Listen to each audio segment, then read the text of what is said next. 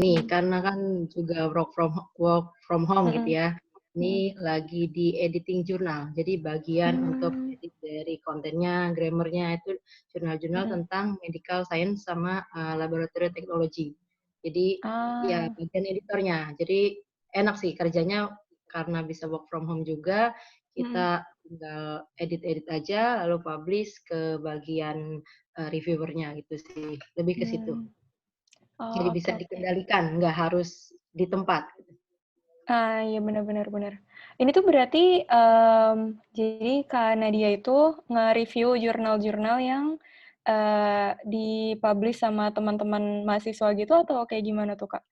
Itu lebih ke dari Mmm. banyak peneliti-peneliti. Ya kebanyakan juga Mmm. dari dosen-dosen juga yang Mhm. ingin publikasi di jurnal terindeks Scopus, Hinta gitu yang nanti ke depannya. Mmm. Di sini kita skopnya insya Allah itu memang Indonesian Journal tapi dengan berbahasa Inggris. Oke oke oke. Iya. Terus, kalau ini nih, Kak, kan nih work from home berarti dirimu udah hampir sebulanan nggak sih? Dirimu tinggal di mana, Kak? Ini, sekarang lagi di mana? Kalau sekarang saya lagi di Jawa Barat. Oh, di Jawa Barat, oke Ya, oke. tapi Mmm, sebelumnya di Surabaya. I see. Ini berarti Ya. baru aja balik nih ke Jabar atau gimana tuh, Kak? Ya, kurang lebih karena kan Heeh. ini juga ya kita di sana juga kan sudah tidak Heeh. kondusif gitu ya.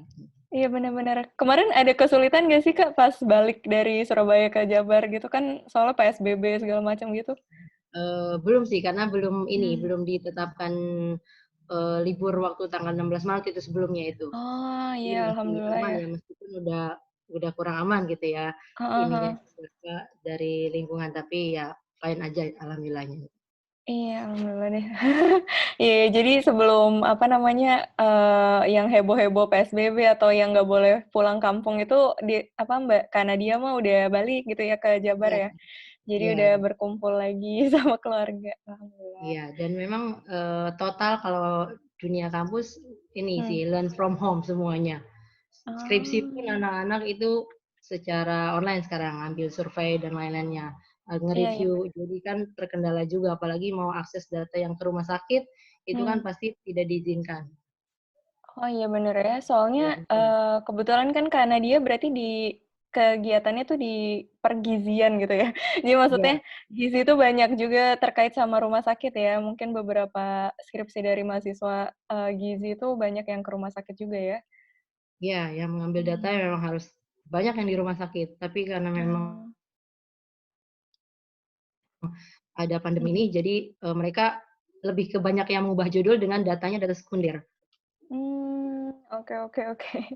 Iya Yang iya iya iya. review-review atau mungkin survei online, lebih ke situ. Heeh heeh heeh. Oke oke, iya. Ini mungkin nanti bakalan ya karena judul kita ini adalah pemenuhan gizi selama masa pandemi ini kan salah satu yang mungkin banyak yang, akhirnya ikut jadi peserta di sini itu bertanya-tanya gitu kan, kayak sebenarnya gimana nih caranya untuk kita tetap memenuhi gizi, terus juga, apa namanya, selama puasa juga gitu kan, terus apakah gizi ini tuh bisa meningkatkan imunitas kita gitu untuk bisa apa ya, survive gitu ya di masa pandemi ini itu kayak gimana mungkin nanti jadi salah satu bahasan yang, akan diulas lebih lanjut sama Kak Nadia gitu. Ya, betul sekali dan Oke. sini ada Mhm. sedikit karena, penyelenggaranya juga kan berfokus pada lingkungan yang, keislamian juga ya. Jadi nanti Mhm saya mhm sajikan juga mhm. beberapa ternyata zat gizi itu, ilmu gizi Mhm. itu dikaji juga di dalam Al-Qur'an. Jadi agak sedikit-sedikit Oh. mungkin kayak kultum gitu ya, sore Wah, hari iya iya, kita bener bener. sambil ngabuburit gitu ya. Bener bener bener. Cocok banget nih buat ngabuburit nih kita sampai jam 5 ya Meskipun insyaallah. saya bukan ustazah gitu ya. Juga Iya, untuk nggak apa-apa, ngabuburit. kita saling belajar ya, Kak, ya, di apa Ya, namanya, belajar mengkaji Al-Qur'an juga gitu ya, ternyata banyak banget tanda-tanda kebesarannya. iya. Oke oke, udah jam 3.41 nih ya, ternyata kelebihan 1 menit. Oke, kita mulai aja nih, Kak, bismillahirrahmanirrahim. Assalamualaikum warahmatullahi wabarakatuh, teman-teman semua yang alhamdulillah sudah berkumpul di sini, untuk ikutan, webinar ke-7 dari, yang diselenggarakan oleh Ecodin dan Miker. Mmm Hari ini tema kita itu adalah pemenuhan gizi saat puasa terus di saat pandemi juga gitu kan. Nah, mungkin aku mau ngenalin dulu, tadi aku sebutin ada Ecodin, ada Miker. Mungkin untuk teman-teman yang baru aja bergabung di webinar ke-7 ini, mungkin aku boleh ya memperkenalkan dulu tentang komunitas Ecodin itu apa dan juga Miker. Nah, komunitas Ecodin ini merupakan komunitas yang memiliki visi menjadi wadah dan rujukan bagi pemuda-pemudi Muslim di Indonesia tentunya untuk berperan aktif dalam kepedulian lingkungan. Nah, beranggotakan saat ini tuh para penggiat lingkungan, komunitas Ecodin tuh memberikan edukasi, toolkit, sumber informasi, dan pelatihan akan peran penting Muslim dalam menjaga lingkungan. Nah, kaitannya dengan webinar yang saat ini itu salah satunya ya kita tetap harus sehat gitu kan untuk dan memenuhi gizi untuk bisa menjaga lingkungan itu tadi. Nah, yang mau tahu tentang Ecodin itu bisa langsung aja ke Instagram kita di ecodin.id. Nah, untuk MiCare, itu adalah kepanjangan dari Muda Environment Care, yang merupakan salah satu wadah pengembangan dan pemberdayaan pemuda-pemudi yang bergerak di bidang lingkungan, khususnya di Kota Bandung. Nah, MiCare ini sendiri merupakan sebuah komunitas yang berada di bawah Yayasan Muslim Berdaya Community atau Muda Community. Nah, di MiCare itu mengkaji lingkungan dari berbagai sisi. Nah, mulai dari diskusi isu strategis hingga inisiasi aksi. Yang menjadi nilai unik dari MiCare itu membawa nilai-nilai Islam dalam setiap kajian dan produknya. Nah, kegiatan rutin MiCare itu salah satunya adalah kampanye melalui media sosial dan diskusi. Nah, MiCare itu juga ternyata adalah kolaborasi antara Trashiro Bandung dalam membina anak-anak di Bagus Rangin untuk bisa menjaga lingkungan agar tetap bersih dan terjaga. Nah, jadi di webinar Ramadan tahun ini, itu Ecodin dan MiCare juga didukung oleh berbagai komunitas lingkungan nih. Nah, komunitas-komunitas ini kita saling sharing tentang informasi webinar, dan juga yang saat ini nih, yang webinar seri ke-7 ini, kita itu didukung oleh Klinomik. Jadi, dengan adanya dukungan Klinomik, kita bisa ngasih hadiah untuk 2 penanya pertama di webinar kali ini.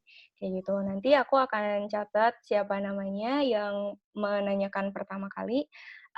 Dan untuk apa itu Klinomik? Klinomik itu sebuah brand yang memiliki fokus untuk mempromosikan dan menciptakan demand terhadap clean economy dengan memfasilitasi adanya konten-konten dan produk sustainable. Nah, voucher Klinomik yang akan diberikan kepada 2 penanya pertama, itu bisa digunakan untuk dibelikan barang-barang, kalau misalnya teman-teman di sini udah pada tahu itu Zero Waste Toolkit gitu ya, banyak banget bisa ditemukan di Klinomik dan harganya tuh terjangkau. Apalagi kalau misalnya pakai voucher kan bisa jadi gratis, kayak gitu. Nah, oke. Alhamdulillah ya, sekali lagi nih kita panjatkan rasa syukur kepada Allah yang akhirnya mempertemukan kita di ruang virtual ini. Terus semoga dengan kita berkumpul di sini tuh sama besar pahalanya di sisi Allah dengan ketika kita melakukan atau datang ke kajian-kajian yang datang secara fisik gitu ya. Amin. Kayak gitu. Nah, kali ini semoga aku juga ngomongnya nggak terlalu cepet ya. Mohon maaf nih. Aku akan share dulu terkait siapa sih, kali ini tuh kita akan dibimbing sama namanya Kak Nadia. Nah, Kak Nadia atau Nadia Farhani nama lengkapnya itu, ini udah bisa kelihatan belum ya share screen aku? Sudah. Oke, nah Kak Nadia Farhani ini ternyata di tahun 2009 sampai 2013 itu secara formal mengikuti pendidikan di Teknologi Pangan Unpad. Terus udah ngambil juga S2 di University of Leeds sebagai magister gitu ya Kak, Magister Science Nutrition kayak gitu. Nah, terus di 2016 sampai 2017 ini ternyata ikutan untuk berpartisipasi sebagai Gerakan Nasional 1000 Startup juga gitu ya. Oh, ternyata seorang startup entusias juga nih kayaknya. Jadi pernah membuat namanya gurgizi.com, sebuah konsultasi gizi online. Oke. Nah, di tahun 2018 sampai 2020 ini menjadi seorang dosen di S1 Universitas Nahdlatul Ulama Surabaya. Nah, di 2018 sampai sekarang merupakan editor dari Indonesian Journal of Medical Laboratory Science and Technology di UNUSA. Oke, nah selain itu, penelitian dan pengabdian masyarakat yang fokus pada gizi anak usia dini juga dilakukan nih sama Kak Nadia. Salah satunya itu ada judulnya Assessing Dietary Quality in Preschool Children umur 2-4 tahun. Terus ada yang kedua itu Edukasi Makanan Sehat dan Bergizi pada balita di Bunda Daycare Surabaya. Terus yang ketiga ada edukasi pola makan sehat pada anak usia dini di Taman Posyandu, Kabupaten Kediri. Yang keempat itu ada fun cooking sebagai metode edukasi gizi kepada wali murid TK Khadijah Surabaya. Yang kelima, ini ada pengembangan FFQ untuk menganalisis asupan zat gizi pada balita di Kecamatan Wonocolo, Surabaya. Wah, Masya Allah ya, banyak banget nih penelitian dan pengabdian masyarakat yang udah dilakukan sama Kak Nadia. Dan juga kayaknya Kak Nadia ini memang yang paling cocok nih untuk kita ngomongin gimana sih caranya untuk bisa memenuhi gizi di masa pandemi ini, terus apakah bisa nih gitu ya, seperti yang saya udah sebutin juga pas tadi kenalan, apakah mungkin gitu dengan kita memenuhi gizi itu, kita tuh bisa terhindar atau insya Allah terhindar dari si virus-virus yang berada di sekitar kita ini ya. Terus juga apakah bisa untuk meningkatkan imunitas, terus dari sisi keislamannya juga insya Allah nanti juga akan dijelaskan sama Kak Nadia. Ternyata ya, ini tuh sudah ada tanda-tanda di Al-Quran juga, kayak gitu. Nah, mungkin tidak berpanjang lebar lagi ya, aku berikan waktu dan kesempatan kepada Kak Nadia untuk menjelaskan nih tentang presentasi atau ilmunya nih hari ini. Oke, monggo Kak Nadia. Oke, terima kasih kepada moderator kita atas kesempatannya untuk kita sharing-sharing ya di sini sambil ngabuburit di sore hari menjelang buka puasa. Kita akan ngomongin makanan, tapi di sini makanannya tidak bermaksud untuk ini ya apa namanya menggoda-goda karena mau buka puasa, tapi sini kita akan sama-sama belajar tentang bagaimana sih gizi yang baik itu di masa pandemi COVID ini ya kita tahu dan khususnya saat puasa. Oke, ini saya share di slide-nya. Sudah bisa terlihat ya?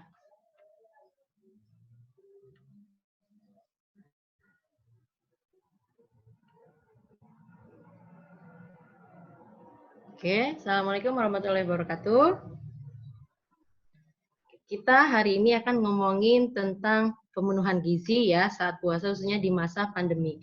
Kenapa sih kita harus ngomongin gizi di masa-masa kritis yang menegangkan ini adanya paparan virus corona atau SARS-CoV-2 ya yang menyebabkan penyakit COVID-19 karena salah satu usaha pencegahan dan pengendalian paparan virus corona itu adalah dengan meningkatkan sistem imunitas, di mana sistem imunitas itu berkolerasi sangat erat dengan asupan makanan yang bergizi atau makanan yang bergizi seimbang. Yang ternyata beberapa hasil penelitian membuktikan bahwa asupan gizi yang baik itu bisa meningkatkan fungsi dan kinerja sel-sel, di sini khususnya adalah sel-sel imunitas kita secara optimal.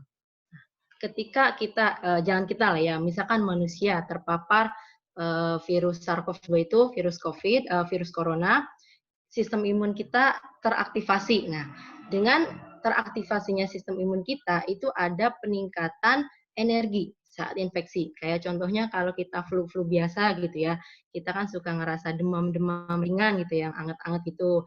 Nah, itu kan salah satu pertahanan tubuh untuk menghalau si virus itu tuh ya. Nah, dengan adanya peningkatan suhu tubuh itu tandanya ada peningkatan kebutuhan energi. Energi itu didapat dari mana? Tentunya dari makanan ya, dari karbohidrat, protein dan lemak. Jadi saat kita terinfeksi oleh benda asing, yaitu salah satunya SARS-CoV-2 atau virus corona, itu terjadi peningkatan energi di tubuh kita. Kayak misalkan sistem imun di dalam tubuh kita itu kan bekerja seperti garda terdepan gitu ya, army gitu kalau bahasa apa tentaranya, inilah tentara yang sedang berperang. Otomatis kalau kita mau perang gitu ya, kita mau berkelahi aja sama orang, kita butuh tenaga yang kuat gitu ya, apalagi sel-sel sistem imun kita gitu, mereka juga butuh energi dari zat-zat gizi yang kita makan itu untuk menghalau si virus coronanya tadi. Nah, kemudian lebih spesifiknya lagi, ada beberapa zat gizi yang itu memiliki peranan khusus di dalam sistem imunitas kita, seperti salah satunya asam amino arginin ya. Asam amino itu adalah senyawa turunan dari protein. Nah, dia ternyata membangkitkan pembentukan nitric oxide oleh makrofag. Jadi nitric oxide itu adalah sinyal-sinyal seluler. Jadi makrofag itu kan salah satu sel-sel di imun kita yang dia fungsinya untuk memakan si virus corona itu tadi. Jadi gimana di dalam tubuh kita ini sistem imun sangat kompleks ya. Gimana mereka berkomunikasi antara satu sel dengan sel-sel yang lain. Dalam sistem imun itu kan ada makrofag, ada sel T, sel B, itu semuanya punya peran masing-masing. Kayak misalkan kalau kita lagi perang, yang si A ini sebagai pemimpinnya, si B yang pertahanannya, si C yang nanti menghalau atau memakan si virusnya misalnya. Jadi masing-masing peranan itu ada gitu ya. Nah, ini salah satunya dari asam amino arginin. Dia membangkitkan nitric oxide oleh makrofag itu tadi, sel-sel yang bisa memakan si virus. Kemudian ada lagi, kita sering dengar banyak di berita, konsumsi vitamin ya, vitamin mineral bisa meningkatkan sistem imun.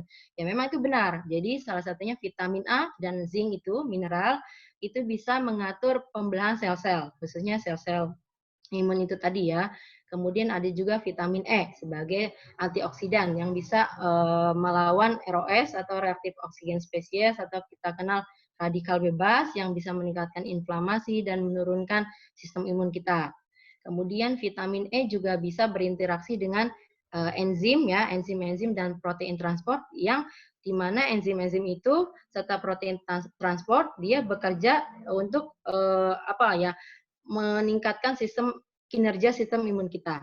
Jadi memang benar vitamin A khususnya ya, vitamin dan mineral itu memiliki manfaat yang sangat bagus di dalam maintenance sistem imun kita. Terlebih kita sedang banyak resiko paparan virus corona ya. Jadi kita salah satu cara terbaik selain kita pakai masker, terus cuci tangan, yang paling penting itu adalah dari dalam tubuh kita sendiri ya, sistem imunnya. Jadi kenapa itu gizi sangat penting? Karena gizi berperan berperan sangat penting gitu ya di dalam sistem imun kita untuk menghalau si virus SARS-CoV-2 itu. Oke. Lalu pertanyaannya katanya kalau puasa sistem imun kita menurun gitu ya, karena kan tadi kita butuh makanan yang banyak. Nah, tapi gimana nih kita puasa tapi kita di tengah pandemi corona gitu ya, kayak kita mulai goyah gitu ya imannya, puasa enggak.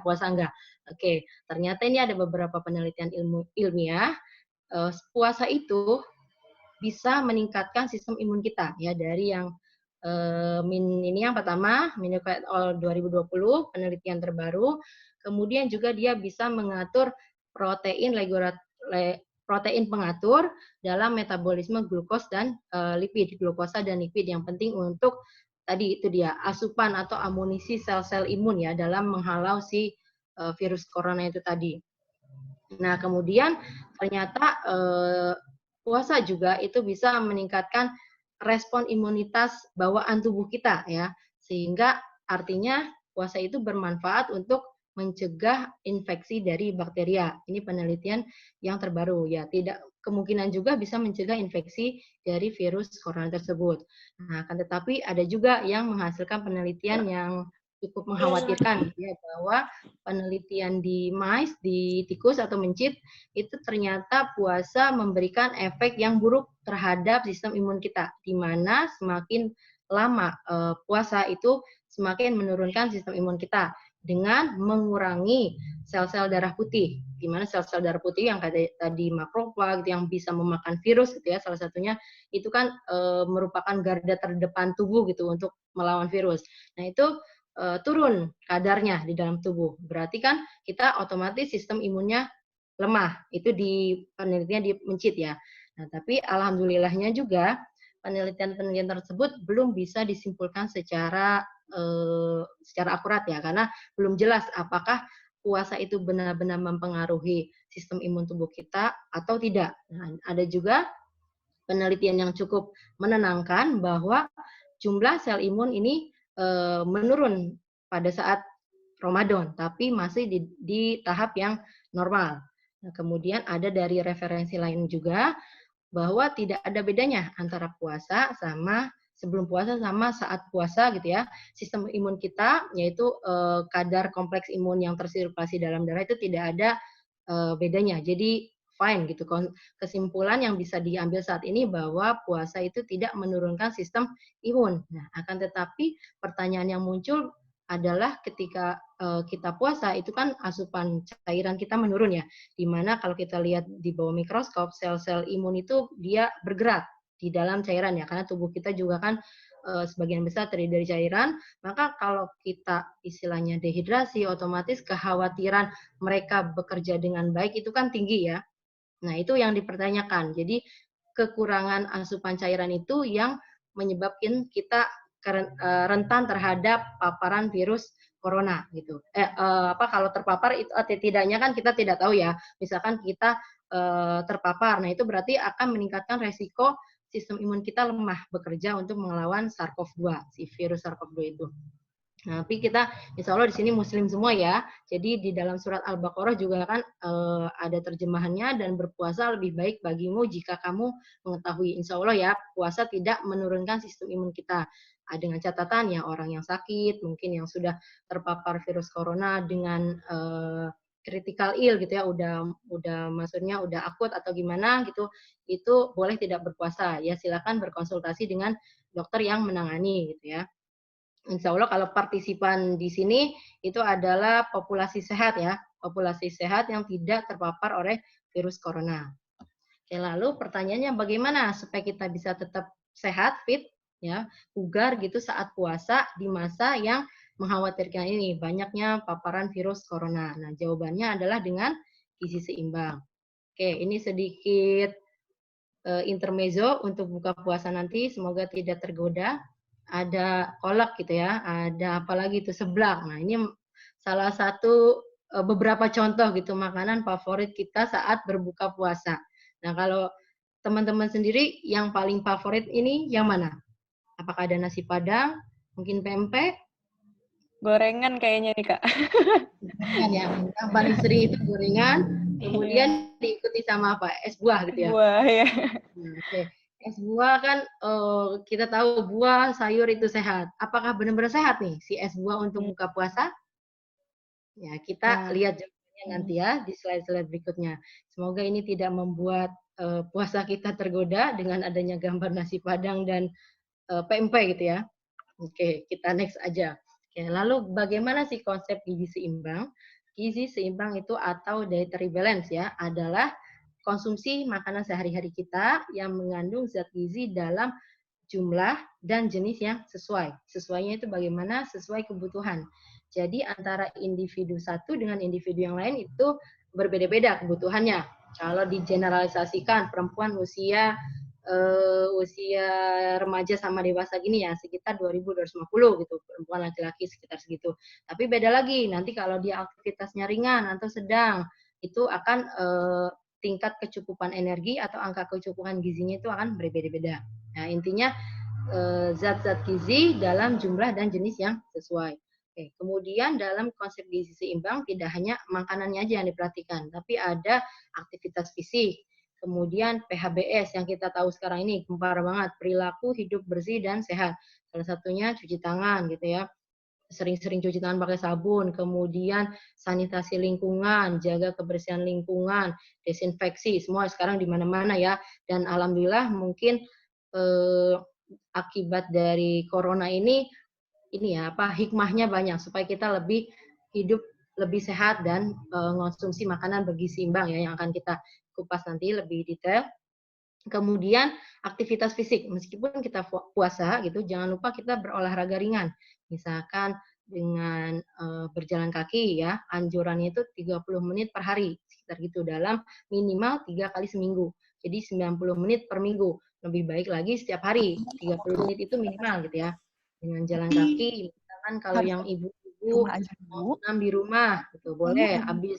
Habis taraweh juga misalkan boleh, atau pagi-pagi setelah sholat subuh senam dulu nggak apa-apa. Itu baru kemudian mau istirahat lagi boleh. Yang penting ada aktivitas fisik. Jangan kita mentang-mentang work from home gitu ya, learn from home, terus udah puasa 24 jam rebahan gitu ya. Habis makan rebahan lagi, terus pagi rebahan lagi gitu ya. Jadi itu sama saja kita mengurangi respon imun kita gitu ya.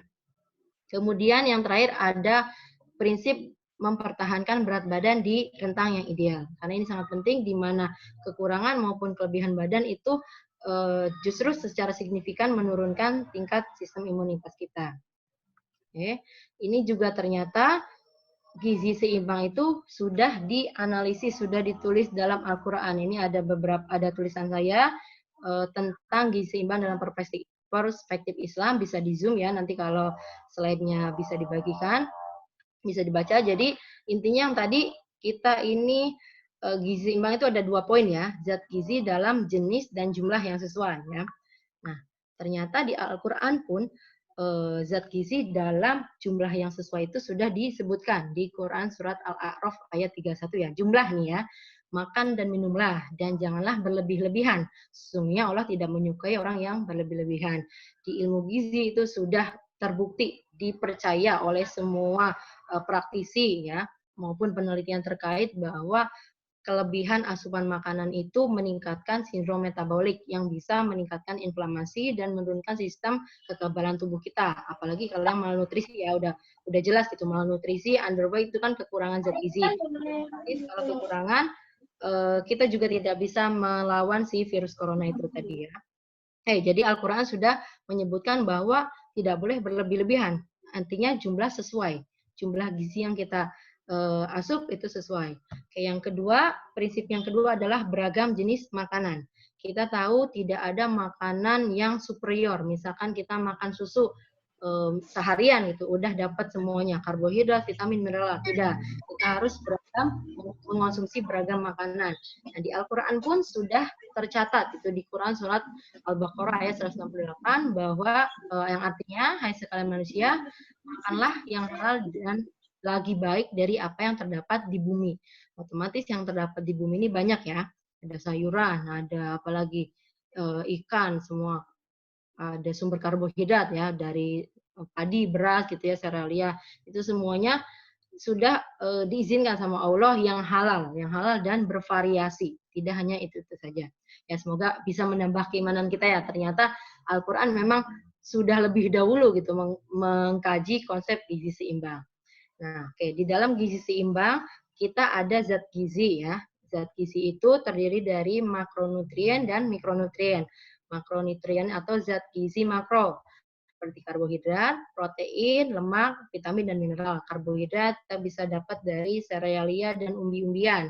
Serealia itu dari padi, ada jagung, ada gandum ya. Kalau gandum kita sering makannya dalam bentuk tepungnya ya, roti, entah itu apalagi tuh yang gorengan gitu ya. Meskipun itu sebenarnya kurang baik ya, yang hasil refined karbohidrat.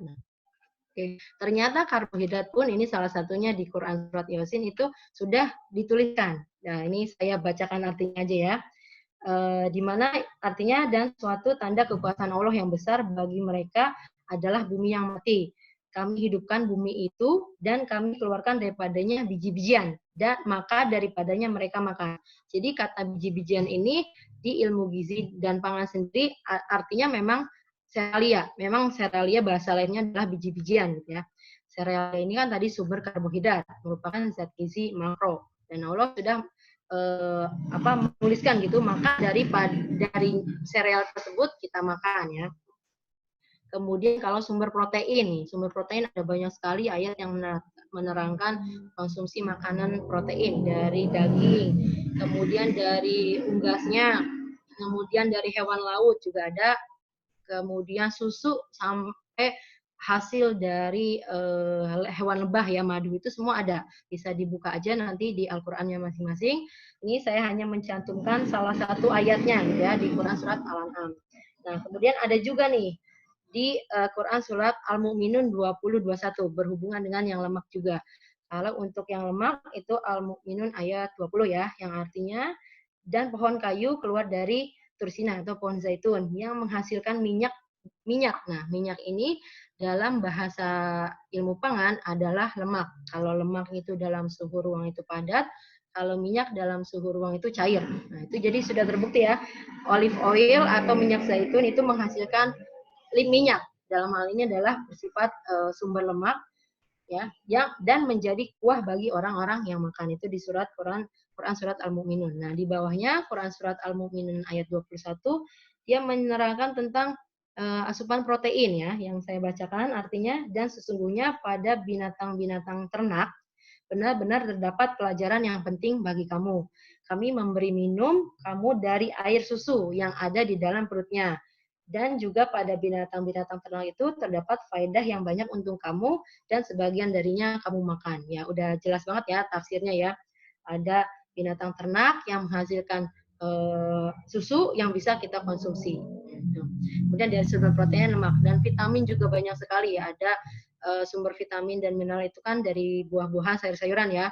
Di Al-Quran itu disebutkan dari kurma ya, dates, kemudian buah ara ya, buah pik, kemudian buah delima yang ada di Quran surat Ar-Rahman ini, kemudian ada pisang ya, di Quran surat Al-Waqiah itu sudah dijelaskan semua, hingga senyawa zat non gizi pun sudah disebutkan dalam Al-Quran, seperti dari misalkan jahe ya, seperti kita kenalkan di masa corona ini banyak yang berargumen bahwa konsumsilah jamu-jamuan herbal ya, salah satunya ya memang dia bersifat zat non gizi. Jadi zat gizi itu ada yang sebagai zat gizi yang tadi karbohidrat, protein, lemak, vitamin, mineral, dan zat non gizi. Nah, zat non gizi ini bukan zat gizi, tapi diperlukan untuk tubuh. Dia sebagai bioaktif compound, seperti kita kenal yang namanya antioksidan ya, flavonoid, kemudian polifenol itu di sayur dan buah. Nah, itu berperan penting dalam kesehatan tubuh kita, meskipun dia bukan termasuk zat gizi. Oke, ini sekilas tentang gizi seimbang yang dikaji oleh Al-Quran, itu ternyata sama dan sudah lebih dahulu ada ketimbang dari ilmu gizi yang kita yakini sekarang ini ya. Oke, jadi dari sisi keislamannya. Kemudian sekarang dari sisi gizinya. Bagaimana sih praktek gizi seimbang itu? Jadi kalau di beberapa negara punya pedomannya sendiri. Kalau di US misalkan namanya piramid gitu ya. Kalau di Indonesia karena bentuknya seperti piramida, tapi kita punya makanan khas yang namanya tumpeng gitu ya. Kadang disebut juga sebagai tumpeng gizi seimbang, di mana lapisan yang paling pertama itu paling banyak proporsinya adalah karbohidrat ya, senyawa karbohidrat atau makanan utama, makanan pokok sebanyak 3 sampai 8 porsi. Kemudian di tingkatan selanjutnya ada sayur dan buah yang mencakup 3 sampai 5 porsi. Di atasnya lagi ada protein hewani sama protein nabati. Jadi kalau kita makan kan biasa ada lauk hewaninya gitu ya, ada lauk nabatinya. Jadi itu sudah sesuai dengan konsep gizi seimbang. Oke. Ini ada peraturan Menteri Kesehatan tentang angka kecukupan gizi yang bisa di-download oleh teman-teman semua. Kurang lebih isinya seperti ini, ada tabel. Jadi kita bisa lihat secara detail dari energinya kita berapa, proteinnya harus berapa, lemaknya, karbohidrat, serat, sampai vitamin dan mineralnya. Mineral pun sangat banyak sekali ya. Kita ambil contoh ini untuk laki-laki ya, kita usia rentang 19 sampai 49 tahun lah, katakanlah kebutuhan energinya sekitar 2.550 sampai 2.650 kilokalori. Dengan rinciannya protein harus 65 gram, kemudian total lemaknya 75, ini bisa dibaca. Nah, ini adalah pedoman untuk seorang ahli gizi, ya mau baik itu dietitian maupun nutrisionis, untuk membentuk satu menu makanan yang sesuai dengan kebutuhan kalori. Khususnya kalau misalkan di ranah gizi klinik itu pasien COVID ya, itu mengikuti rumus-rumus ini. Jadi di ilmu gizi pun banyak sekali hitungan matematisnya. Ini ada vitamin ya. Misalkan perempuan kebutuhan vitamin A-nya 600, retinol ekivalen, kemudian ada vitamin C, vitamin B, ya bisa dilihat secara detail ya. Nah, kemudian kalau dari sini kita katakanlah kebutuhan gizi dari laki-laki usia 29 tahun ya, 2.650. Kita sebagai orang awam sulit ya menghitung ya. Orang gizi pun kayaknya untuk setiap kali makan kita harus berapa gram nasinya, terus berapa kalorinya, itu kayaknya ribet gitu kan ya. Nah, jadi simpelnya pedomannya itu adalah dengan yang namanya isi piringku. Nah, kalau kita lihat juga sekarang banyak banget Kementerian Kesehatan itu mempromosikan ini poster-poster corona ya, yang berhubungan dengan corona. Ini yang salah satunya ada jaga diri dan keluarga Anda dari virus corona dengan Germas ya. Germas itu gerakan masyarakat hidup sehat. Ada makanan seimbang, rajin olahraga, kemudian jaga kebersihan lingkungan, minum air dan sebagainya. Nah, yang paling utama di sini adalah makan gizi seimbang. Kalau kita lihat lagi, namanya di Indonesia itu isi piringku. Kalau di beberapa negara ada yang namanya eat well plate ya, sama-sama aja lah bahasanya. Ini kalau Indonesia lebih gampang isi piringku. Nah, caranya kita misalkan setiap kali makan ya, porsi satu piring kan ya. Piringnya piring standar ya, jangan piring yang misalkan piring ukuran kayak rantang yang besar gitu. Kita bagi setengah, enggak. Kita piring yang standar, kita bagi setengah. Di sini dia. Ini kursornya kelihatan nggak? Ya, kelihatan ya. Ini dibagi dua. Kalau piring kita, kalau dibagi semua kan 1/6 ya. Nah, ini bagi dulu setengah, biar gampang hitungnya. Ini 2/3-nya adalah isinya sayuran. 2/3-nya, kemudian 1/3-nya buah-buahan, kemudian setengahnya lagi, itu kan ada 3/3 ya. 2/3-nya makanan pokok, kemudian 1/3-nya lauk pauk. Jadi sudah kebayang ya gimana kalau kita makan gitu. Piringnya dibagi setengah dulu, kemudian 2/3 di kiri adalah nasi atau bisa kentang, bisa bisa roti, bisa jagung, apapun ya sumber karbohidrat. Di 2/3 di sebelah kanan adalah sayuran, 1/3 di sebelah kanan atas buah-buahan, dan terakhir adalah lauk pauk. Oke, kalau kayak buah-buahan kita tidak langsung makan potongan semangka bersama nasi gitu ya, kan nggak gitu, nggak juga ya, nggak makan pisang misalnya dimasukin ke makanan utama kita. Nah, ini bisa dipisahkan konsumsi buah-buahnya, tapi sepertiga di sini jangan diisi lagi sama lauk misalkan, karena kita masih di piring kita masih ada sepertiga kosong nih. Karena kosong mubazir kan, nggak boleh yang kosong nih. Piring diisi sama nasinya penuh gitu. Nah, kalau diisinya dengan sayuran itu nggak apa-apa, lebih baik, lebih banyak, ini lebih baik. Jadi penggantinya boleh. Nah, buah-buahnya tetap masuk di sepertiga ini, tapi misalkan dipisahkan dulu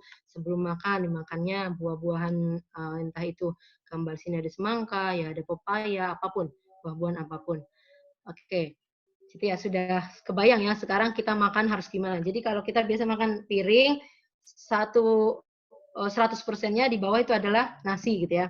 Nasi, terus di atasnya ada lauknya, itu ada mie goreng gitu ya biasanya, atau mie atau bihun, terus lauknya lagi ada kentang. Ya biasanya gitu ya. Jadi itu isinya semua karbohidrat semua. Jadi karena kita sekarang udah tahu dan sini sudah jelas cara pencegahan virus corona adalah dengan makanan bergizi seimbang, dengan mempecah-pecah gini piring kita. Oke, sekarang kita introspeksi dulu. Kira-kira yang mana ya isi piringmu ini yang biasa kita makan? Yang sebelah kiri atau yang sebelah kanan? Kalau yang sebelah kanan kita lihat ya, yang tengah-tengah ini yang paling menggoda gitu. Sepertiganya kentang, karbohidrat, sepertiganya lagi nasi, karbohidrat, sepertiganya lagi apa ini, ayam ya, ayam crispy bertabur saus apa gitu ya, kayak jangan tergoda. Di sini saya banyak sekali foto-foto makanan. Oke, apakah ini sudah memenuhi konsep gizi seimbang dengan isi piringku? Kalau kita lihat sini ya, ya ada ini, kalau sini karbohidratnya kentang gitu ya, sama nasi. Kalau di bagian kanan kentang sama nasi itu jadi karbohidrat semua. Jadi gampangnya seperti ini ilustrasi ngebagi makan. Ini yang ada nasi merah, ada sayuran, ada buahnya pisang gitu ya. Kemudian ini ada 2 tempe, ada 2 potong tempe, ada 1 butir telur. Ini mungkin di dalamnya ada pepes ya. Sini bisa juga dengan singkong. Jadi kita tidak harus dengan serealia, dengan nasi, kemudian jagung. Tuh, kita bisa juga makan singkong, makan jagung, makan bukan jagung, apa namanya, ubi jalar gitu ya. Ada juga kalau yang tradisional kita namanya gatot gitu ya kalau di beberapa daerah. Ada yang namanya apa itu ganyong kalau bahasa Sunda ya itu namanya. Banyak sekali kita bisa terkesannya kita makan jadul gitu ya, aneh gitu ya, makan lauk misalkan kata isinya pepes sama singkong. Tapi ini tidak apa-apa makan seperti ini. Ini tidak perlu pakai nasi. Dan biasakan dalam sehari memang karbohidratnya itu jangan semuanya 3 kali makan itu adalah nasi. Bisa dengan kentang, bisa dengan singkong tadi atau ubi jalar gitu ya. Oke, kalau kita lihat di kanan, sebelah kanan tadi ini sudah sangat tidak memenuhi konsep gizi seimbang dengan susunan isi piringku ya. Nah, kalau yang paling ini atas mending gitu. Ada potongan timunnya ya, meskipun kita tahu hanya biasanya sebagai garnish penghias aja, entah yang dimakan atau enggak. Ini kalau kita bagi dua piringnya, ini yang paling atas setengahnya nasi dan setengahnya lauk. Kalau gambar yang paling 3, ini satu full 100% isinya nasi ya, meskipun sama gramnya seperti di atas. Dengan lauknya kayak soto, misalkan ininya hanya seperberapa nih ya, kalau di tukang soto 1/8 mungkin ya potongan telurnya dengan sayurannya hanya sedikit. Nah itu. Jadi karena kita sudah tahu tentang konsep isi piringku, sekarang kita mulai belajar bagaimana membelah piring dengan asupan makanan yang bergizi seimbang. Oke, karena kita sekarang lagi puasa nih. Kan untuk makan 3 kali kayak gini, itu sangat susah kayaknya ya untuk saat bulan puasa. Gimana sih triknya? Jadi ada tipsnya nih. Ketika kita berbuka puasa, kita usahakan mengonsumsi makanan yang banyak mengandung cairan seperti buah-buahan. Di sini kalau puasa banyak ya semangka, kemudian melon ya, yang seger-seger. Lalu apalagi tuh yang banyak cairannya pokoknya ya. Kemudian ada mengonsumsi kurma. Kalau kurma udah dari zaman Rasulullah gitu ya. Kita membuka puasa dengan kurma. Dengan apa? Kurma itu kan buah-buahan ya. Dan ternyata subhanallahnya juga ya, di Al-Qur'an itu sudah disebutkan bahwa pada Quran surat ini ada yang artinya adalah dan buah-buahan dari apa yang mereka pilih dan daging burung apa yang mereka makan. Nah, ternyata dari terjemahannya apabila disangkut pautkan dengan gizi, makan buah dahulu karena ayatnya kan menyebutkan makan buah dahulu ya, lalu baru daging sumber protein. Jadi kalau di ilmu gizi memang buah-buahan itu lebih baik dan sangat dianjurkan dimakan sebelum makan utama, tapi tidak langsung makan buah terus makan utama gitu ya. Ada beberapa jeda, misalkan sekitar 15 sampai 30 menit gitu.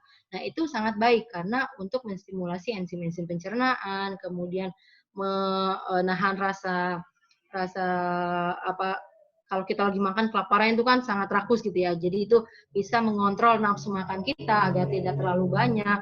Kemudian barulah diikuti dengan makanan utama yang terdiri dari tadi piring seimbang apa gizi seimbang isi piringku itu. Ada daging, ada karbohidrat, ada sayur buahnya lagi. Jadi penting sekali untuk mencukupi kebutuhan sayur buah yang ini sekitar 3 sampai 5 porsi ya.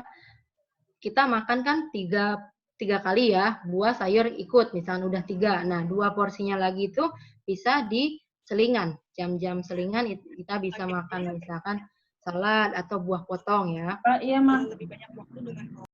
Sebagai cemilannya.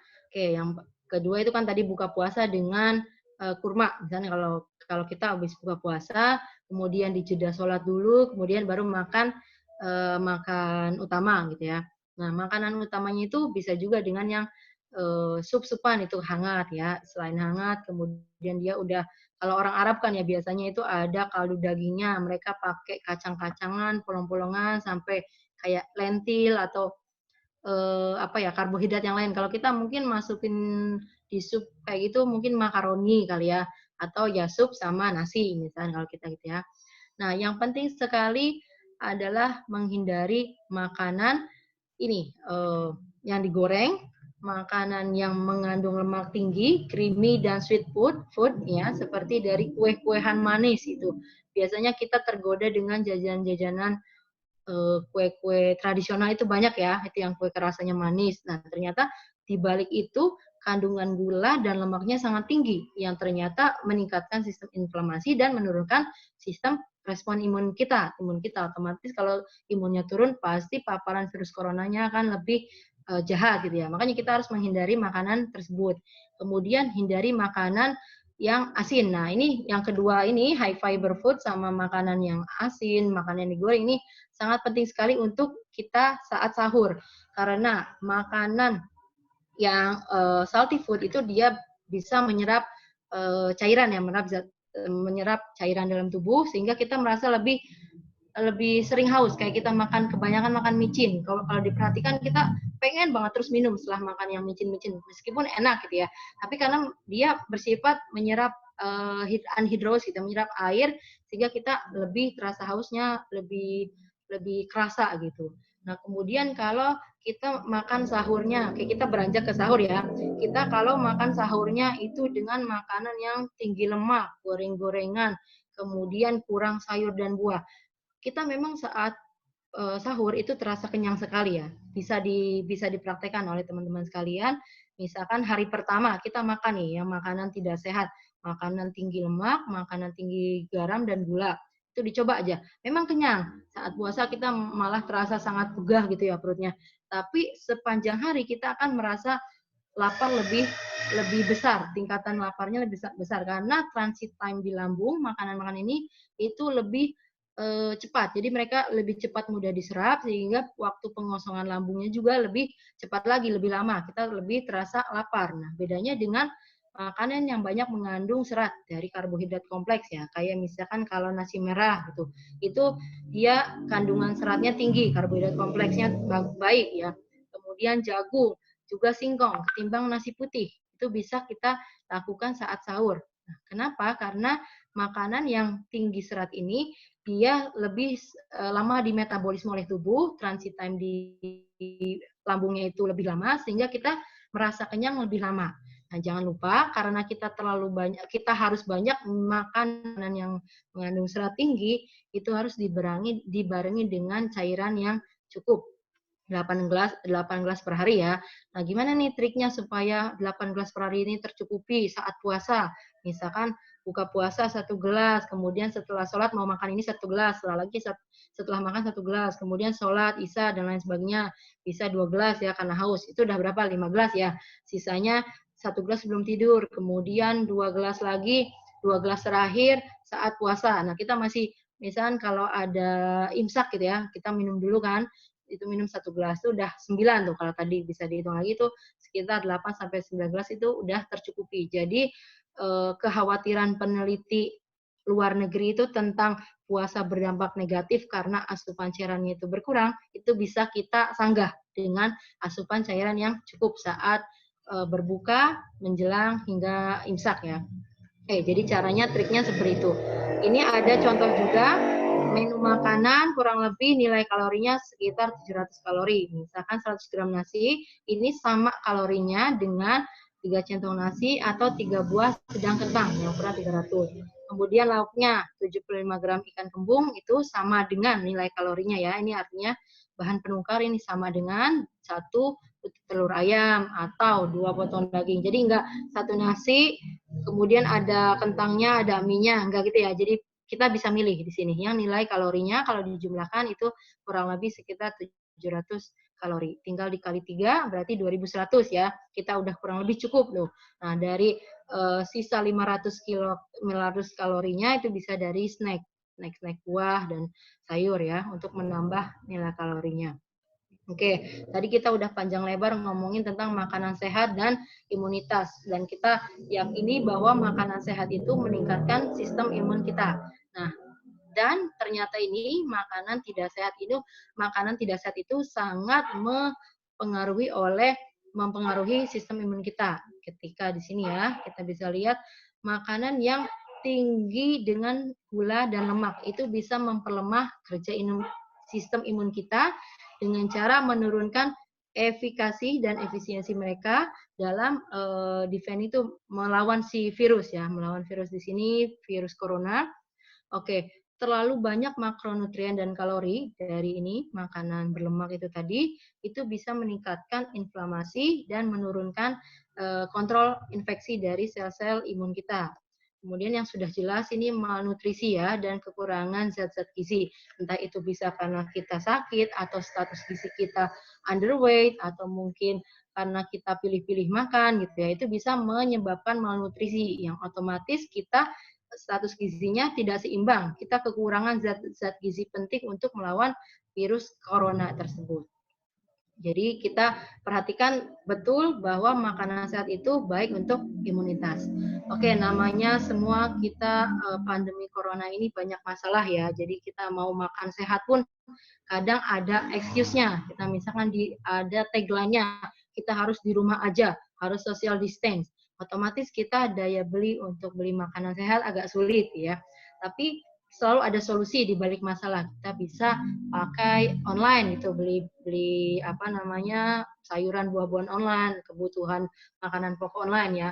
Dan alhamdulillah pemerintah itu mensubstitusi atau mensubsidi harga ini makanan pokok daging. Jadi yang biasanya sekilo 100.000 itu sekarang bisa 50.000 aja ya. Itu sudah disubsidi sama pemerintah. Nah, di mana daging-dagingan itu kan banyak mengandung iron ya dan zinc yang tadi kita di slide awal bahwa zinc itu berperan penting di dalam respon sistem imun kita ya. Selain karena kita di rumah aja, kita juga work from home gitu ya, otomatis finansial kita banyak yang terganggu gitu ya. Karena mengkonsumsi makanan sehat itu butuh dana, butuh finansial, karena kita berkurang, otomatis kita ada keluhan. Gimana nih caranya supaya tetap gizi seimbang, tapi bahan pangan sulit dijangkau, kemudian juga harganya mungkin tidak terjangkau dengan keuangan kita saat ini. Nah, ini berhubungan sekali dengan Ekodin sini ya, yang saya tahu ini dari teman-teman panitia bahwa komunitas ini sangat bagus gitu tentang lingkungan, cinta lingkungan. Nah, kita hikmah dari pandemi corona bisa mulai misalkan menanam sayuran dan buah sendiri di rumah ya, kayak misalkan yang sederhana sayur-sayuran bayam, yang mudah itu sawi, kemudian selada, itu kan gampang ya, entah itu dengan sistem kalau sekarang hidroponik atau apa gitu ya, bisa pakai di polybag kecil-kecil aja, yang penting untuk skala rumah tangga kita terpenuhi ya sayur buahnya. Itu bisa, jadi meskipun kita ada masalah di tengah pandemi corona ini ya, tapi kita harus lawan gitu, pasti ada solusi di setiap masalah tersebut. Nah, kemudian ada lagi, karena kita harus jaga jarak, kita nggak boleh kemana-mana, banyak yang kesehatan mentalnya kita malah menurun, kita stres, nggak ada teman yang biasanya Ramadan itu kita makan di luar ya, sama teman-teman gitu, buka puasa bersama, sampai ya ketawa-tawa bareng gitu, bikin makan tuh lebih asik gitu ya. Sekarang harus makan di rumah sendiri, otomatis itu menurunkan nafsu makan kita. Nah, tapi karena ini masalah, tentu bisa ada solusinya. Misalkan kita kayak gini juga ya, sambil buka puasa bersama, misalkan sambil via Zoom gitu ya, makan bareng-bareng gitu, meskipun kita nggak bisa nyicip, tapi seenggaknya dari sisi psikologis itu terobati. Karena nafsu makan itu yang pertama dipengaruhi oleh fisiologis ya. Fisiologis itu rasa lapar kita, itu pengaruh natural. Kemudian dari psikologi, yang kadang-kadang psikologi ini lebih besar pengaruhnya ketimbang faktor fisiologisnya itu sendiri ya, kayak kita nggak mau makan karena social distance kayak gitu. Nah, itu insya Allah bisa kita hadapi karena ini adalah tantangan kita Ramadan, gimana pun juga saat pandemi corona banyak masalah, entah itu dari luar, entah itu dari diri kita sendiri, tapi kita bisa menghadapinya dan melakukan solusi lain ya, yang pasti ada solusinya untuk tetap kita mengonsumsi gizi seimbang supaya kita tetap fit dan sistem imun kita terjaga. Oke, mungkin sekian. Ini beberapa referensi yang saya gunakan, bisa dibaca lebih detailnya. Terima kasih atas kesempatan pemaparan dari moderator. Mungkin saya serahkan kembali ke moderator. Oke, wah, alhamdulillah Rabbil Alamin. Pas banget ya jam 4.30 nih Kak, kita selesai materinya. Nah, aku kayaknya nggak usah berlama-lama ya, langsung aja nih udah ada beberapa pertanyaan yang masuk. Nanti setelah, mungkin aku satu-satu, jadi satu pertanyaan yang aku bicarakan langsung aja dijawab sama Kak Nadia gitu ya. Oke, nah ini pertama ada dari Astri Rizka. Jadi pertanyaannya adalah, pada umumnya orang-orang di rumah itu kan suka makanan gurih dan manis. Nah, makanan tersebut cenderung makanan yang digoreng dan tinggi pula gulanya. Nah, gimana nih menyiasati agar tetap nutrisinya tercukupi? Apakah ada cara mengolah makanan? Apakah cara mengolah makanan itu mempengaruhi nilai gizinya itu sendiri? Mungkin ini terkait sama kayak yang tadi Kak Nadia kan cerita. Sebenarnya kita bisa dapetin karbohidrat dari tepung atau gandum, tapi kalau misalnya dia jadi gorengan tuh kayaknya kan jadi nilai gizinya kurang. Nah, itu mungkin boleh dieksplor lagi, dijelasin ke kita nih, Kak. Gitu. Oke. Oke ya, terima kasih pertanyaannya. Semua kita suka sama yang namanya gorengan ya, apalagi buka puasa. Aduh, kayaknya kalau tanpa gorengan, biasa es teh manis gitu ya temennya sama gorengan itu kayaknya kalau hilang itu nggak lengkap tuh. Nah, memang di dalam ilmu pengetahuan sendiri lemak itu minyak goreng ya atau goreng-gorengan entah itu lemak, margarin atau mentega itu memang meningkatkan cita rasa. Karena lemak itu rasanya gurih. Kayak kita nyobain lemaknya bakso suka ada ini ya, apa namanya? Yang dikasih sama tukang bakso tuh Oh ya, gaji-gajinya itu. kayak gaji, Nah, itu kan memang enak ya, karena memang secara natural lemak ini memberikan rasa yang savory, gurih, enak ya, salty gitu. Pokoknya lemak ini memberikan rasa yang gurih yang enak. Nah, tetapi di balik lemak itu ada maksudnya apa ya, nilai gizi yang kurang baik untuk kesehatan kita. Nah, tetapi ada juga caranya bisa dengan lemak yang baik karena kita kenal istilah awamnya ada lemak jahat sama lemak baik ya. Lemak jahat ini kan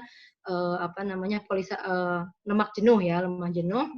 Kemudian lemak baik ini ada unsaturated fatty acid kalau dalam ilmu gizinya ada polyunsaturated fatty acid, ada monounsaturated fatty acid. Nah, ini bisa didapatkan dari sumber ikan-ikanan, kemudian dari minyak nabati seperti minyak canola, minyak jagung, kemudian minyak zaitun ya yang disebutkan dalam Al-Qur'an tadi, itu bisa. Itu minyak yang sehat. Nah, misalkan kalau kita nih kepengen banget, kita juga nggak 100% harus benar-benar menghindari makanan tidak sehat itu ya. Boleh, karena kita tadi makan dipengaruhi oleh psikologi, di mana biasanya psikologi pengaruhnya lebih penting ya.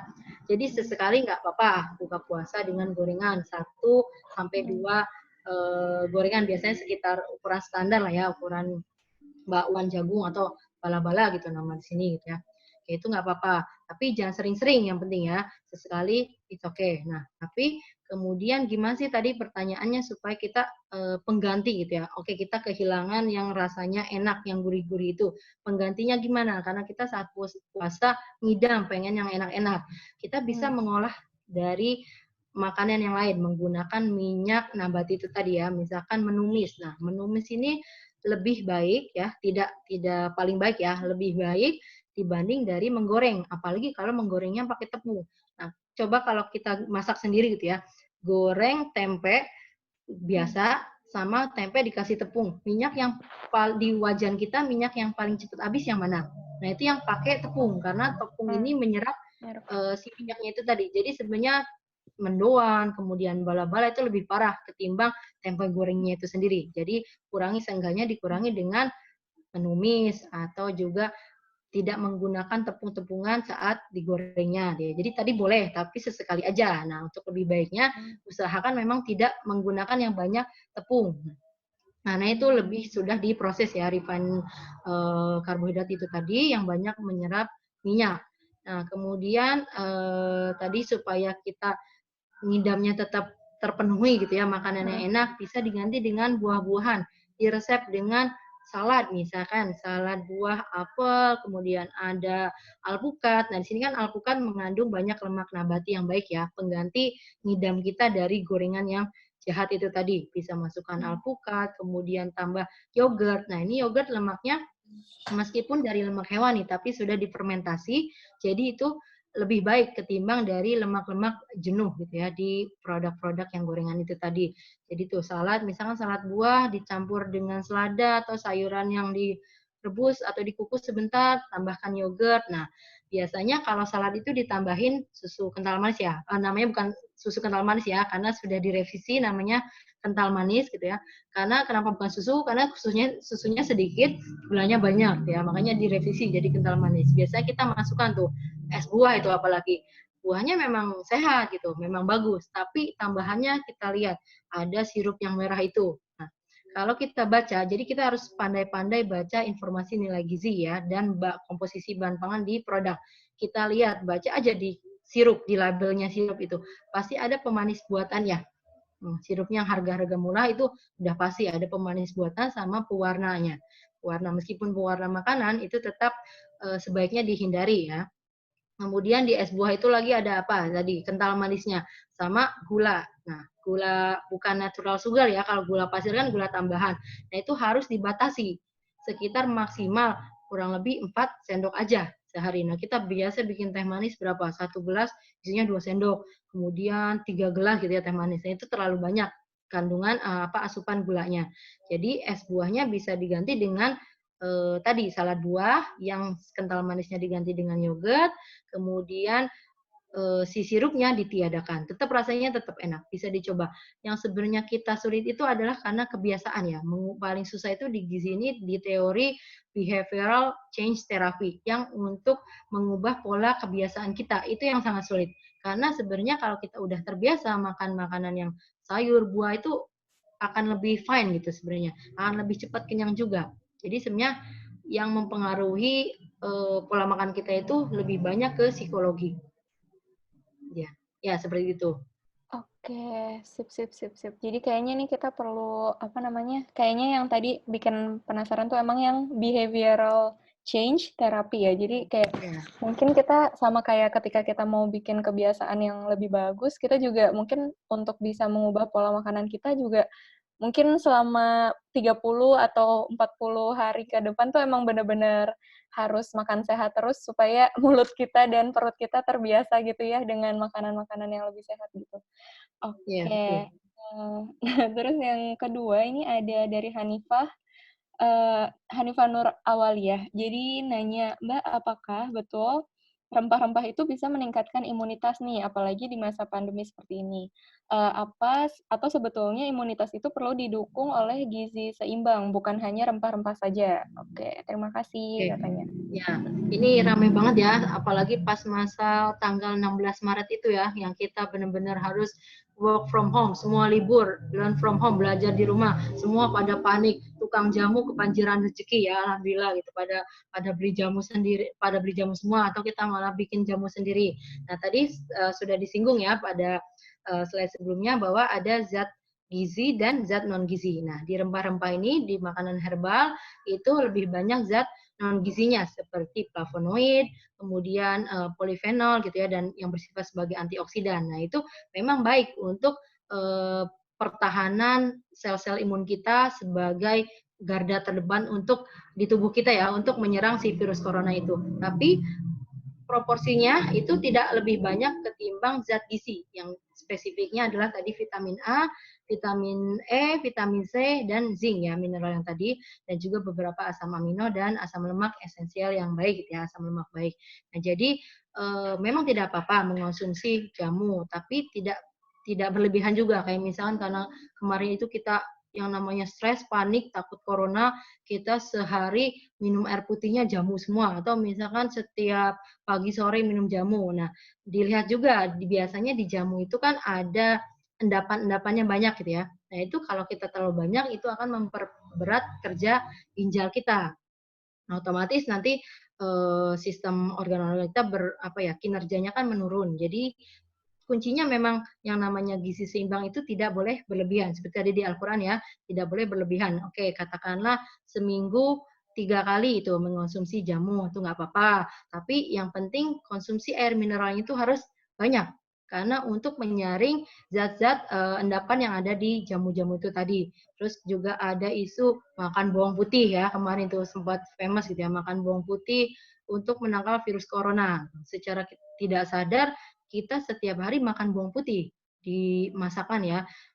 Kalau ibu-ibu semua pasti udah paham, kalau kita masak pasti ada bawang putih, ada bawang merah. Kemudian kalau yang mau kuahnya kuning, ada kunyitnya, ada rempahnya, itu udah semuanya sudah masuk sebenarnya. Jadi dengan konsumsi gizi seimbang yang memperhatikan piring tadi, isi piringku itu sebenarnya sudah cukup. Jadi misalkan jamunya itu kurang lebih mungkin seminggu ada 3 kali.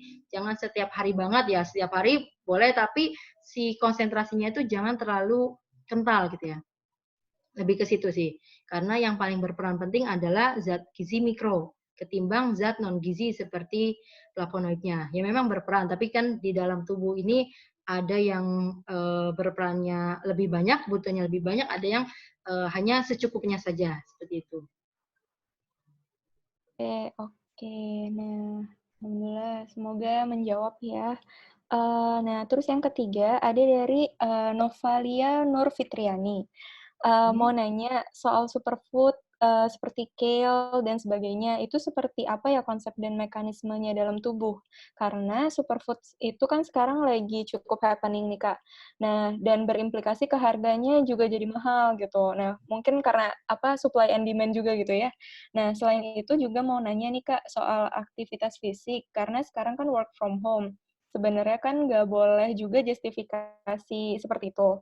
Nah, jika aktivitas fisik nggak banyak atau kurang disiplin, sebenarnya bisa nggak diganti dengan asupan makanan yang ditambah atau dihindari supaya imun tetap terjaga gitu?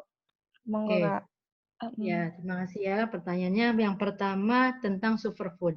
Oke, sebenarnya kita banyak memakan iklan.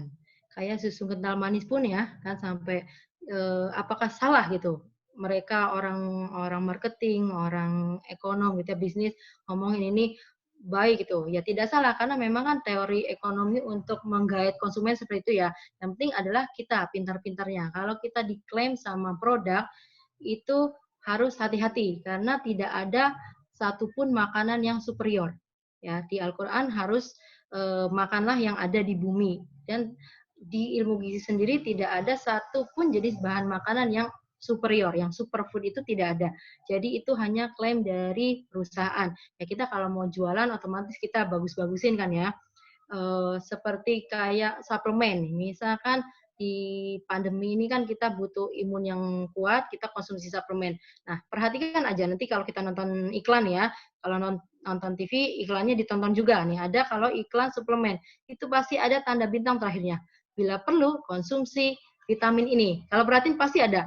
Seiklan-iklan madu pun, bila perlu konsumsi madu bila perlu. Pokoknya kalian perhatikan aja, itu memang ada tanda bintangnya bila perlu. Jadi memang kalau kita konsumsi makanan sehat yang udah pakai konsep gizi seimbang dengan eat well flat itu tadi, itu kita tidak perlu mengonsumsi makanan suplemen dan memperbanyak makanan yang diklaim sama perusahaan atau orang-orang bisnis tadi yang kale itu tadi superfood atau misalkan brokoli misalkan ya atau yang ini juga delima Daun atau kelor apalagi ya kali ya, Kak? yang ungu-ungu itu loh, yang Oh, kulitnya iya. diekstrak, ya buah manggis misalkan ya. Nah itu, jadi Hmm. tidak ada sebenarnya yang superfood. Nah kebutuhan vitamin A, vitamin C dalam tubuh ini kan sebenarnya sedikit, kayak kebutuhan vitamin C gitu ya. Itu sekitar 75 sampai 90 mg saja.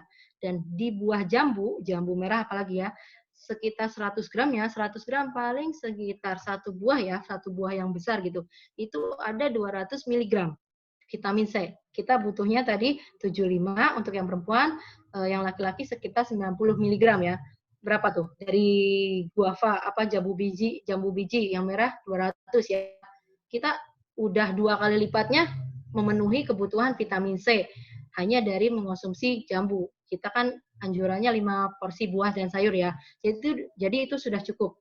Jadi kalau kita kemakan iklan, ya iklan tidak salah karena memang itu teknik marketing, jadi kita harus pinter-pinter. Kalau misalnya kita ada rezeki lebih, nggak apa-apa lah kita beli. Karena sekali-kali ya it's okay juga ya. Kita kalau misalkan lagi masa krisis, masa misalkan pasien COVID, itu kan juga bisa disuplementasi lebih banyak ya, vitamin C, vitamin A, dan vitamin E-nya. Jadi berbeda ya tata laksana pada populasi sehat, ini ngomongin COVID ya, sama pasien yang COVID, itu berbeda kebutuhannya. Dan biasanya untuk pasien itu ada suplementasinya.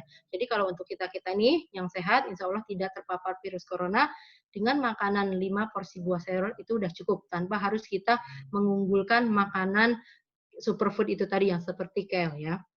Oke, itu semoga menjawab. Yang kedua adalah tidak aktivitas fisik, tapi kita memperbanyak makanan sehat sama atau menurunkan makanan tidak sehat ya. Itu sama aja bohong. Artinya karena 4 pilar gizi seimbang itu selain perilaku hidup bersih dan sehat, makanan yang beragam, bergizi seimbang, kemudian berat badan ideal, dan adalah aktivitas fisik ya. Karena kalau ini satu dihilangin, otomatis istilahnya kayak tiang-tiang rumah gitu ya, kayak dalam agama Islam pun kan satu tiangnya rubuh, dia tidak akan berdiri sempurna gitu ya. Begitu pula kalau aktivitas fisiknya kita tidak dilakukan, itu sama aja nggak sempurna meskipun kita makan benar-benar sehat. Nah, kenapa aktivitas fisik sangat penting? Karena dia mempengaruhi juga sistem kerja-kerja organ kita kan lebih optimal gitu ya, karena selain dari asupan makanan kan, kita juga harus tetap fit gitu. Kalau kita misalkan kaum rebahan di kasur terus, yang ada badan kita lebih pegel, kemudian juga efeknya nanti ke psikologis, kemudian lebih jadi stres. Nah, itu akan berpengaruh terhadap tingkatan respon imunitas tubuh kita. Jadi kalau dihilangkan itu akan tidak seimbang konsep gizi seimbang, namanya juga seimbang gitu ya. Kalau hilang satu ya otomatis tidak seimbang. Nah, gimana sih caranya kalau kita supaya tetap aktif ya? Misalkan kalau tadi olahraga ringan, jalan kaki ya yang paling gampang. Atau kalau laki-laki bisa jalan kaki ke masjid yang jauh dulu lama, kemudian baru ke masjid itu setengah jam baru nyampe. Atau kalau yang perempuan bisa aktivitas fisik di rumah ya menyapu, ngepel misalnya gitu ya. Kalau tidak ada ART di rumah kita gitu, itu bisa salah satunya aktivitas fisik. Kalau memang kita mager banget nih untuk olahraga. Nah, jadi sebenarnya olahraga atau tidak itu yang tadi kuncinya behavioral change therapy. Kita harus ada, yaitu ada pembiasaan, memang butuh waktu berbulan-bulan, yaitu bisa dengan lakukan terapi konsultasi gizi ya. Untuk itu membutuhkan waktu beberapa bulan supaya kita mengubah kebiasaan kita hidup sehat. Jadi pertama tentunya niat. Ya, kalau niat kita udah baik, kita mau olahraga, kita nggak di kasur aja, misalnya habis sholat subuh kita mau olahraga dulu, itu sebenarnya bisa. Ya, jawabannya itu adalah bisa. Yang tidak bisa adalah excuse kita. Males nanti lagi lah, lemes gitulah, udah nanti aja lah puasa ini tiduran aja udah cukup, yang penting makan sehat. Enggak ya, jadi tetap harus ada aktivitas fisiknya. Seperti itu ya, semoga menjawab.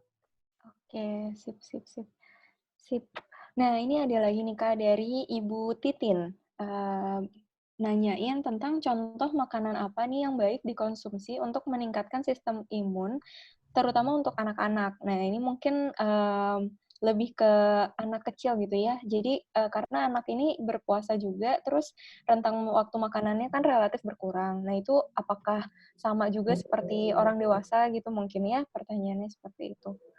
Ya, oke. Dalam isi piringku itu untuk anak-anak itu berbeda. Sebentar saya share ini ya, share. Oke, saya bukain aja. Konsep isi piringku untuk anak kecil. Ini ada sendiri. Proporsinya kurang lebih seperti ini. Kalau ini kan untuk dewasa ya. Nah, kalau untuk anak-anak, di sini bisa, mungkin nanti bisa googling sendiri ya. Kalau anak-anak itu 35%-nya nasi, ya sumber karbohidrat, nasi, kentang, jagung, dan lain-lain. 30%-nya itu sayur mayur, dan 35%-nya adalah lauk pauk. Jadi kalau di piring orang dewasa yang kayak tadi, gambar ini 1/6, sepertiga, kalau anak kecil kurang lebih masing-masing 1/3. Nah, kemudian gimana kalau anaknya nggak suka makan sayur? Nah, itu tantangan ya, buat ibunya sendiri. Masak.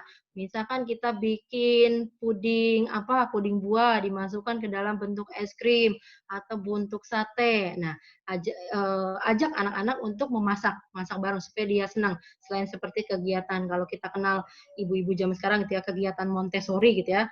Montessori anak-anak bisa sambil belajar kognitifnya ada, menghitung, entah mengenal warna, mengenal bentuk sayuran. Nah, itu sambil bermain, anak-anak pasti kalau dia sudah berusaha untuk masak, otomatis dia akan menghargai masakannya gitu. Dia mau makan, setidaknya dari situ dulu. Nah, kalau anak-anak memang sangat tidak suka banget sayuran sama buah dalam bentuk yang biasa kita konsumsi, bisa dengan jus buah. Ya, itu dibuat dengan jus buah. Pokoknya apapun lah dikreasikan oleh kita orang tua, dan ajak dan selalu libatkan anak. Nah, selain libatkan anak, nah ini yang paling penting adalah orang tuanya sendiri. Orang tua itu mencontohkan tidak. Kalau orang tuanya saja tidak mencontohkan konsumsi makan dan buah, ya sudah, tidak perlu peduli dengan anak-anaknya karena orang tuanya juga tidak mengajarkan. Jadi kuncinya adalah itu tadi, pembiasaan pola hidup sehat. Jadi anak-anak dibiasakan konsumsi makanan sayur buahnya. Oke, kalau puasa gimana ya pertanyaannya? Misalkan tadi sama kayak orang dewasa, di sini sepertiganya buka puasanya pakai kurma, pakai melon, pakai semangka, apalagi yang anak-anak suka itu ya. Alpukat ya Pisang kali banyak ya. lah pokoknya buah-buahan yang lagi musim sekarang. Nah itu Hmm. silakan diberikan kepada anak-anak. Kemudian kalau anak-anak nggak cukup ininya lambungnya karena mereka kan masih kecil juga, proporsinya lebih sedikit, mungkin sholat dulu, ajak anak mungkin bermain supaya mereka lebih cepat lapar lagi ya. Kemudian dimasukkan ini piring gizi seimbang yang proporsinya sekitar sepertiganya ini ada karbohidratnya, ada protein, dan sayur buahnya. Jadi sebisa mungkin paksakan anak-anak untuk mengonsumsi sayur dan buah. Jadi kuncinya ada tadi, paksakan anak, beri contoh, dan libatkan anak untuk kegiatan yang makan makanan sehat. Ya, semoga menjawab. Oke, jadi emang kayaknya salah satu aktivitas memasak itu mungkin bisa diajakin juga ya ke anaknya supaya mereka lebih, mungkin lebih pengen makan gitu karena kan hasil dari mereka masak sendiri gitu ya. Iya, betul. Oke, nah ini pertanyaan selanjutnya ada dari, Kak Faiza. Jadi assalamualaikum warahmatullahi wabarakatuh. Mau bertanya, satu nih, apakah raw food dan vegan dari sisi gizi itu baik? Dan yang kedua itu, pernah juga dengar, kalau sayur atau buah tidak boleh digabung dengan produk hewani seperti, eee, keju gitu. Jadi misalnya sayur, apa ya, kayak mungkin maksudnya di sini kayak misalnya brokoli lapis keju mozzarella gitu. Nah itu, mungkin ada, apa namanya, apakah itu sebenarnya boleh digabung atau enggak sih gitu? Mau minta tanggapannya gitu. Oke ya, beberapa manusia gitu ya, beberapa orang gitu ya, kita ada kepercayaan tertentu. Misalkan selain dari agama juga kan ada ya yang mengonsumsi, yang dilarang mengonsumsi makanan hewani gitu ya. Kita hanya boleh vegan, nggak boleh lauk lauk hewani, harus lauk nabati. Nah itu kepercayaan sendiri. Nah itu boleh masing-masing karena kita tidak bisa memaksakan kehendak pribadi masing-masing ya. Kalau yang benar-benar harus vegan nih, itu kan bisa dari proteinnya protein nabati, meskipun protein nabati itu nilai biologis proteinnya itu lebih rendah ketimbang protein hewani. Nah, cara ngakalinnya tetap dari kacang-kacangan, kacang almond, kemudian kacang pistachio, kacang tanah ya kalau di sini ya, kemudian kacang hijau, kacang merah itu harus dikombinasikan, jangan hanya kacang kedelai aja yang kita masuk di tahu sama tempe aja tiap hari meskipun kita karena kita vegan gitu ya makannya. Nah, itu harus hati-hati untuk yang benar-benar ingin menjalankan vegan. Nah, kalau untuk yang populasi biasa tidak punya masalah, kemudian tidak ada komorbid ya penyakit yang menyertai, itu fine-fine aja. Kenapa? Sebaiknya memang mengkonsumsi makanan gizi seimbang. Karena seperti raw food atau vegan itu kan isinya hanya bahan pangan nabati, sayur, mayur, buah-buahan, dan protein nabati. Sedangkan kita butuh protein asam amino yang seperti tadi di slide pertama itu kan asam amino yang memiliki nilai high value protein yang baik untuk sistem imunitas kita, di mana adanya di lauk-lauk hewani seperti dari di daging merah ya. Kayak dikonsumsi daging merah pun supaya lebih sehat itu dihindarkan lemaknya. Jadi yang lean meat, yang banyak dagingnya, yang jangan banyak gaji-gajinya. Nah, jadi itu kalau yang benar-benar harus banget vegan itu bisa berkonsultasi lebih lanjut ya ke ahli gizi terkait bagaimana supaya gizinya tetap seimbang. Tapi untuk populasi sehat biasanya sih disarankan untuk yang standar saja, tidak perlu mengonsumsi raw food ataupun vegan seperti itu. Kemudian pertanyaan selanjutnya itu apa ya? Tadi saya mohon maaf lupa. Oh iya, jadi yang kedua itu, apakah mencampur antara sayur sama produk hewani seperti keju itu diperbolehkan? Karena, Kak Faiza ini pernah dengar kalau itu tuh nggak boleh digabung gitu, Kak. Oke, ya tadi zat dalam bahan pangan itu ada zat gizi, ada zat non gizi, dan ada satu lagi yang belum saya sebutkan karena tadi kan kita belum bahas ya. Ada yang namanya zat anti gizi. Nah, zat gizi tadi kita tahu karbohidrat, protein, mineral, dan vitamin. Zat anti gizi itu flavonoid, kemudian polifenol yang bersifat antioksidan, dan zat anti gizi seperti asam pitat. Nah, beberapa senyawa polifenol juga seperti tanin yang ada di dalam teh itu ya, teh hijau ya, teh biasa itu bisa menyerap, memang betul bisa menyerap absorpsi kalsium, salah satunya ya. Asam pita menyerap absorpsi kalsium dan magnesium yang penting untuk sistem pertahanan tubuh kita ya. Jadi memang alangkah baiknya kenapa buah-buahan dulu kan sebelum makan utama, karena kan buah-buahan itu banyak mengandung senyawa zat non gizi dan zat anti gizi tadi, yang kalau dikombinasikan dengan makanan utama zat gizi yang banyak zat gizinya, apalagi tadi magnesium, kalsium, itu bisa menyerap konsumsinya. Jadi simpelnya gini, kita jangan makan buah langsung makan utama, atau jangan minum teh ketika kita makan vitamin apa ya tadi iron atau zat besi atau zinc, itu jangan minum teh ataupun jangan makan buah-buahan setelah itu. Jadi ada jeda waktu. Nah, akan tetapi tidak semua zat anti gizi ini baik. Jadi apa yang telah diciptakan pasti ada positifnya kan di balik itu. Nah, untuk orang-orang seperti misalkan yang obesitas gitu ya, senyawa-senyawa pitat dari teh atau dari buah-buahan itu bisa menyerap juga menghambat penyerapan lemak, di mana sangat baik kan untuk yang kelebihan zat gizi. Otomatis kalau lemaknya dihambat penyerapannya, dia tidak bisa disimpan dalam tubuh. Kita bisa mengurangi kadar lemak tubuh kita. Jadi tidak ada yang zat anti gizi itu tidak selalu buruk dan tidak selalu baik. Jadi bagaimana kita penggunaannya ya, karena kita punya kondisi kesehatan masing-masing. Kalau kita kayak orang sehat gitu, pusing gitu ya, kita makan ini nanti menghambat, misalnya kita makan teh, kita menghambat penyerapan lemak dan menghambat penyerapan magnesium, kalsium, zat besi misalkan yang penting untuk tubuh kita. Tapi di sisi lain, kalau kita lemak di tubuh kita terlalu banyak, kita bisa ditolong sama si tanin itu. Kalau kita pikirin pusing gitu ya. Makanya dulu profesor saya itu bilang, itulah kenapa kita harus bersyukur gitu ya. Meskipun profesor saya bukan beragama Islam gitu, tapi beliau tuh bilang, kenapa kita harus bersyukur, karena di tubuh kita itu sangat rumit. Kita makan ini menghambat negatif, kita makan ini positif. Kita nggak tahu di mana sistem tubuh kita ini bekerja bagaimana gitu ya. Jadi itulah kenapa kita supaya jangan stres, makan aja, tapi sesuai gizi seimbang. Yang tadi lebih baik memang buah-buahan itu dipisahkan terlebih dahulu. Ya itu ya, semoga puas dengan jawabannya ya. Oke, siap Kak. Nah, ini ada pertanyaan terakhir dari Kak Syir. Bagaimana cara memprioritaskan makanan di waktu yang terbatas mengingat waktu puasa? Karena Kak Syir ini tinggal di Finlandia, Kak. Jadi sangat panjang waktu puasanya gitu. Nah, jadi gimana nih caranya untuk makanan apa sih yang harus diprioritasin? Terus juga jika hanya bisa makan 1 kali saja, terus suhunya juga lebih rendah, agar tidak lemas saat berpuasa nih, apa makanan yang harus diprioritasin gitu, pada saat kita bisa makan gitu, atau saat buka sampai sahur itu, gitu sih, Kak.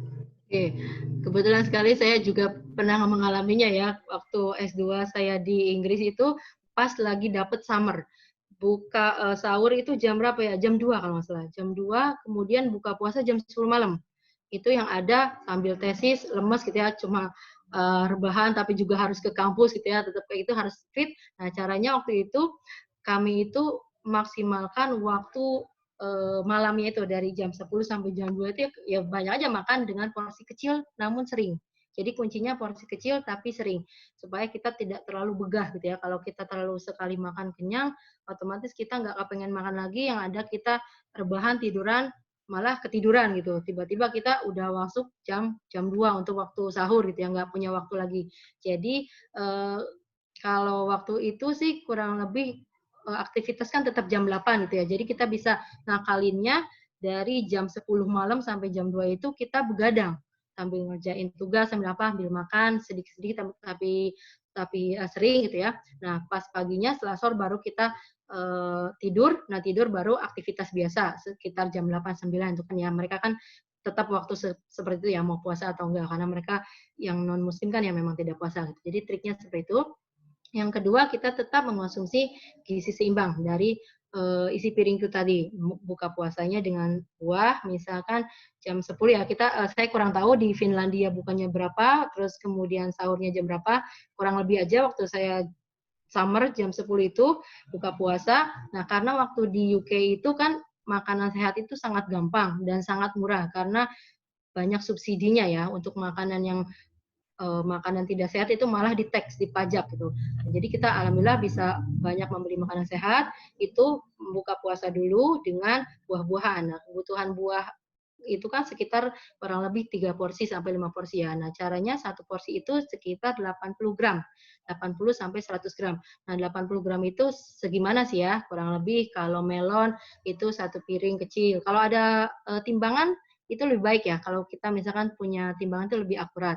Nah, kalau kira-kira sekitar 2 potong sedang atau pisang yang besar itu bisa 1, jeruk bisa 2, oke itu 1 porsi ya. Jadi kita targetnya 5 nih, misalkan buah-buahan itu 5, sayurannya 3 itu kan 3 sampai 5. Tapi kalau sayur dan buah itu lebih banyak, oke, tapi tetap tidak yang benar-benar eksesif ya, tetap dalam batasan wajar. Misalkan tadi itu 5 buah, buka puasa 5, kemudian makan utama sedikit dulu, sedikit tapi tetap ada seratnya, karbohidrat kompleks, protein yang baik, dan juga sayurnya ya. Kemudian kita jeda 1 jam, kemudian makan buah lagi itu, makan buah dan sayur. Kalau salad itu kan kayaknya kalau di luar udah satu komplit ya. Salad itu biasanya ada kentangnya, ada telurnya, ada kacang merah biasanya. Kemudian sayur buah itu udah komplit, malah udah makan salad pun itu udah cukup sebenarnya, tidak perlu makan yang seperti orang Indonesia makan nasi, makan apalagi itu tadi mie, kentang dan lain-lain itu udah cukup. Kemudian sejam berikutnya nyemil lagi. Jadi usahakan jangan ada kue-kue manis, kue-kue manis kayak kue-kue ya cake yang kayak gitu itu membuat perut terasa kenyang, tapi ternyata empty kalori, gitu. Kalorinya tidak baik. Jadi kenyangnya itu hanya tipuan gitu sebenarnya kalau kue-kue yang seperti itu. Jadi hindari makanan yang seperti itu, tetap konsumsi makanan sehat. Kalau di luar negeri, insya Allah mudah sekali dapat makanan sehat ya.